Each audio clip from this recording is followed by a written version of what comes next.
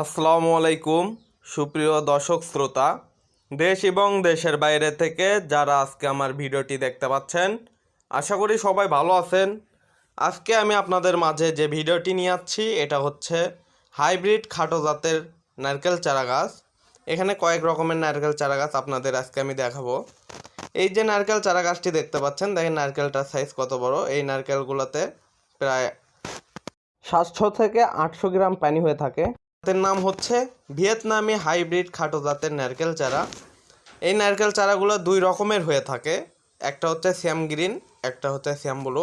যেটা আপনারা দেখতেছেন এখন এটা হচ্ছে শ্যাম ব্লু এবং পাশে যেটা দেখতেছেন এটা হচ্ছে শ্যাম গ্রিন। নারকেল চারাগুলো দেখলেই বুঝতে পারবেন যে এগুলো হাইব্রিড খাটো জাতের নারকেল চারা। নারকেল চারাগুলোর পাতা দেখলে চেনা যায় যে এগুলো বিদেশি মানের। আপনারা যদি এই চারাগুলো নিতে ইচ্ছুক